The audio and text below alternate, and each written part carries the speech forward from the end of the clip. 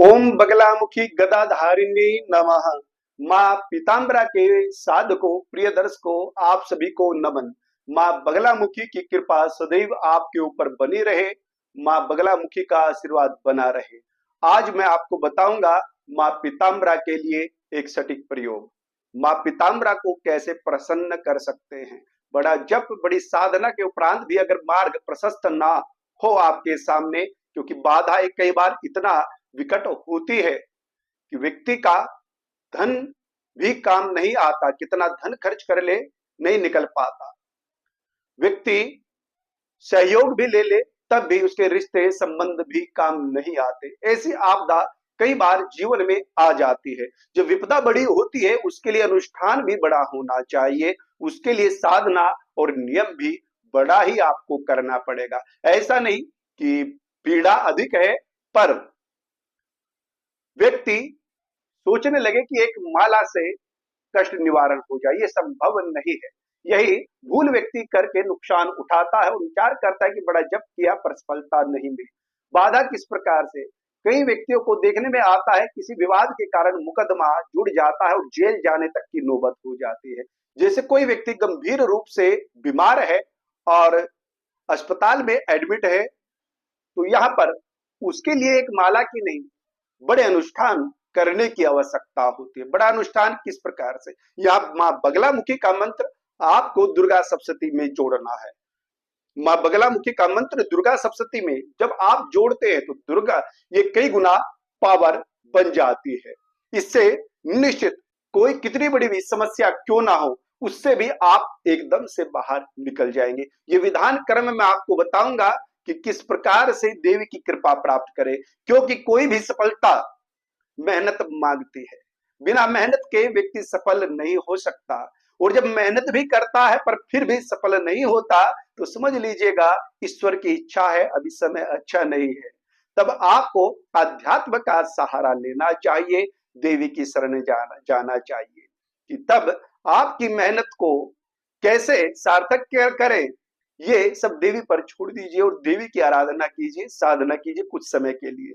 तब फिर से ऊर्जा प्राप्त कर जब आप अपने कार्य में लगेंगे तो स्वतः ही कार्य चल पड़ेगा, उन्नति होने लगेगी। तो किसी प्रकार की समस्या में है, रोगग्रस्त है, मुकदमा चल रहा है, व्यापार ठप पड़ा है, उस अवस्था में माँ बगलामुखी का 36 अक्षरी मंत्र ओम हलीम बगलामुखी सर्वदुष्टा नाम, ये मंत्र दुर्गा सप्तशती में प्रथम अध्याय से लेकर के त्रयोदश अध्याय तक आपको इसमें पाठ करना है। यहाँ पर जैसे कि दुर्गा सप्तशती का प्रथम ध्यान है, विनियोग है, ध्यान है, उसके उपरांत मार्कंडेय उवाच लिखा है।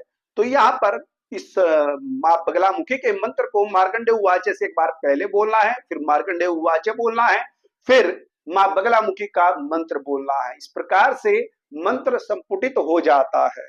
इस विधि को करने से निश्चित रूप से ऐसा कोई कार्य नहीं है, ऐसा कोई असाध्य रोग नहीं है जिससे व्यक्ति निकल ना पाए।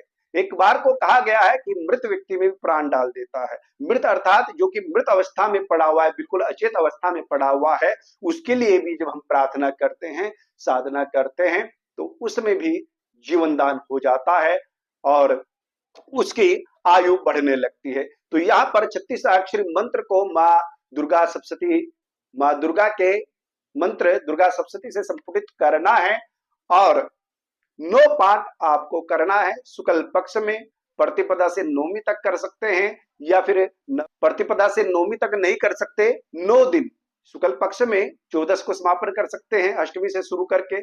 ऐसा आप 9 दिन करें, 9 पाठ करें, संपुटित पाठ, तब आप देखेंगे सफलता मिलेगी, देवी की कृपा होगी। ये अचूक प्रयोग है जो कि उस स्थिति में हम लोग करते हैं जब लगता है कि बड़ी समस्या है और यहाँ पर रक्षा नहीं हो पाएगी, बिल्कुल भी बचा नहीं जा सकता है, छोटी पूजा से काम नहीं चलेगा, तो इसलिए ये बड़ा अनुष्ठान करना चाहिए।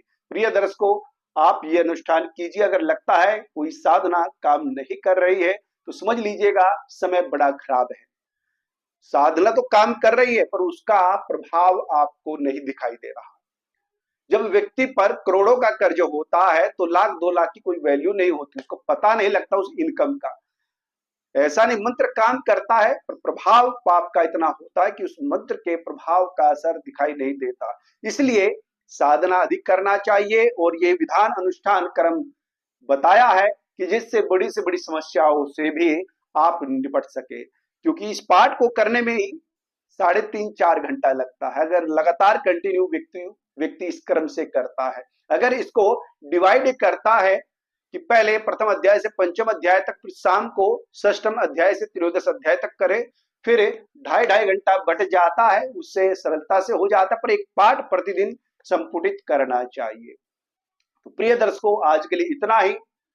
देवी कृपा करेगी, आप इस विधान कर्म को अपनाइए। जो संस्कृत पढ़ सकते हैं शुद्ध उच्चारण करें, जल्दबाजी ना करें, गलत उच्चारण ना करें, और देवी कृपा करेगी। आज के लिए इतना ही। चैनल को सब्सक्राइब कीजिएगा, वीडियो को लाइक और शेयर कीजिए। जय मां पीताम्बरा।